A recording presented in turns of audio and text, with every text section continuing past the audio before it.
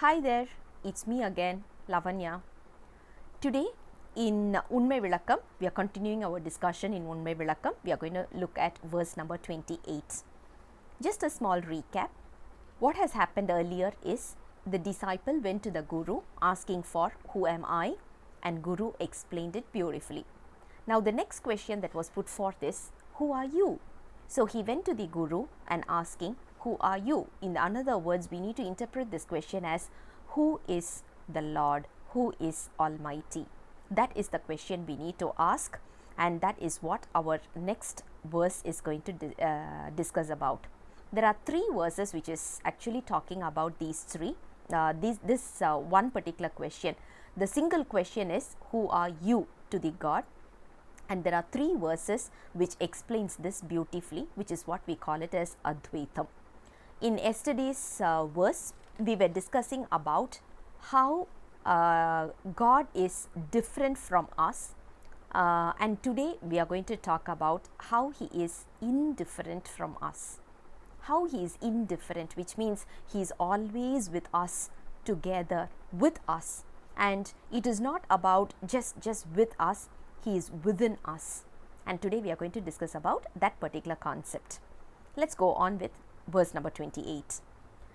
andriyum கேள் aanmaவால் ஆய்ந்து அறியும் ஐம்பொறிகள் இன்றி அறியா இவை என்ன நின்றது போல் ஓவாமல் உன்னை உணர்த்துவோம் உன் அறிவில் மேவாமல் மேவினாமே. The verse talks about what kind of a help the Almighty is rendering to us on a daily basis, minute by minute, second by second. If you look at it, He is together with us. He is indifferent from us. But of course, He is separate.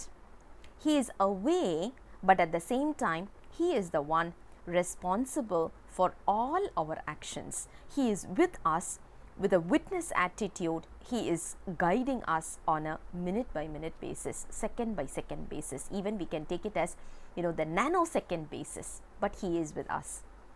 So in today's verse, he talks about how Lord Shiva, or basically the Almighty, is guiding us in a separate manner. Now you look at this, when we are seeing something, right, we will be staring and glaring at something. And if someone is asking, okay, you have been staring for so long, what have you observed? We will say, oh, sorry, I think it was just a blank look. I didn't have anything in my mind because my mind was blank. We would say this, we would say that it was, it's a blank look, which means our mind was not there. Why and where has our mind started wandering? If you remember, sometimes we say, oh, I'm not okay, I'm a bit upset now, maybe we'll discuss about it later. Which means our mind is not under our control, our eyes or nose or tongue, nothing is under our control. So, which clearly explains that there must be someone else who is actually activating all these. And that is what we call it as the Almighty. And that is what we call it as inseparable relationship between the Almighty and the souls.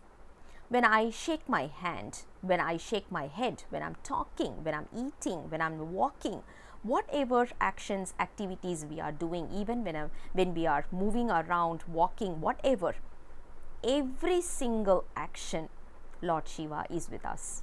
Inseparable. He is with us. Together, He is with us as a separate end. He is actually going on with a witness attitude for us. He is observing us with a witness attitude, and He is the one making sure that we are performing our duties. If I want to move my hands today, it is because of Him. He is in me in order to make my arms move. So if you look at it, each and every action that we are taking, He is the one behind it. That's what we call it as inseparable. And it says, without looking through the eyes, we look through our intellect, and even beyond that, gut. We always say, oh, it's my gut feel.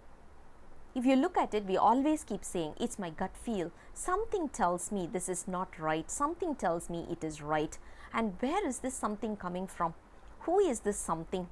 if you look at it, that is what the Almighty is all about. He is within us, warning us of certain good and bad things, but just that we ignore. When we are ignoring, we get into a lot of trouble. So in order to safeguard ourselves, what we have to do, what we have to start doing is go on with His blessings. Whatever He is doing, just submissive approach, take on a submissive approach and get on with His own approach. Whatever He wants, we need to have a clarity. It is not my action, it is not my words, it is not my way of thinking, it is all Him. He is the one within me and directing me on what needs to be done. So we need to start practicing this. Of course, it will take a lot of time, but once we start practicing it, it will give us a much better clarity. At least the clarity to say, I am nothing. Honestly, we are nothing. But just that we don't understand it. Our ego takes on the precedence and say, I am the boss. I am whatever it is. But once we look at it in detail, in depth, we will start analyzing and we will start realizing that I am nothing. So, in order to get into the state of I am nothing, we need to start reading Tirumurai. Tirumurai is the only text which can help us in recovering from this Maya, from this particular illusionary world that we are living in. So, with that, verse number 28 is concluding. I'll come back again with the next song very soon. Until then, bye-bye.